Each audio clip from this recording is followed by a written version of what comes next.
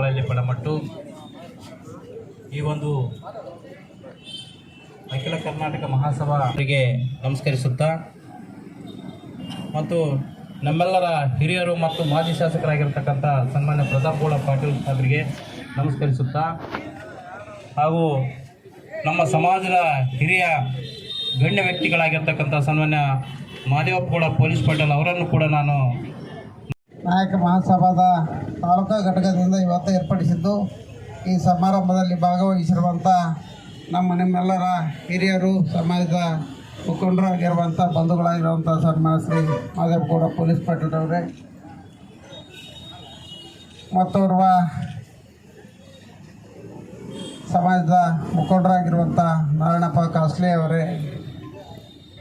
ವೇದಿಕೆ ಮೇಲೆ ಇರುವಂಥ ಎಲ್ಲ ನನ್ನ ಸಮಾಜದ ಅಣ್ಣ ತಮ್ಮಂದಿರೇ, ಯುವ ಮಿತ್ರರೇ, ಮಾಧ್ಯಮ ಸ್ನೇಹಿತರೆ, ಇವತ್ತು ವಾಲ್ಮೀಕಿ ಸಮಾಜವನ್ನು ಮೊದಲಿನಿಂದನೂ ತುಳಿಬೇಕೆಂಬ ಒಂದು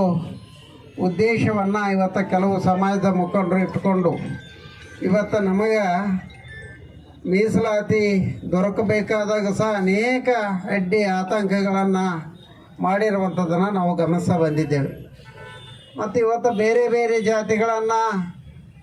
ಈ ಒಂದು ವಾಲ್ಮೀಕಿ ನಾಯಕ ಸಮಾಜಕ್ಕೆ ಸೇರ್ಪಡೆ ಮಾಡಬೇಕು, ಅವರಿಗೆ ಪರಿಶಿಷ್ಟ ಪಂಗಡದ ಮೀಸಲಾತಿಯನ್ನು ದೊರಕಿಸಿ ಕೊಡಬೇಕು ಅಂತಲೂ ಪ್ರಯತ್ನಗಳು ಸುಮಾರು ವರ್ಷದಿಂದ ನಡೀತಾ ಇದ್ದಾವೆ. ಆದರೆ ಇವತ್ತು ಪರಿಶಿಷ್ಟ ಪಂಗಡದ ಮೀಸಲಾತಿಯನ್ನು ಪಡೆದುಕೊಳ್ಬೇಕಾಗಿದ್ದರೆ ಅದಕ್ಕೆ ತನ್ನದೇ ಆದಂಥ ಒಂದು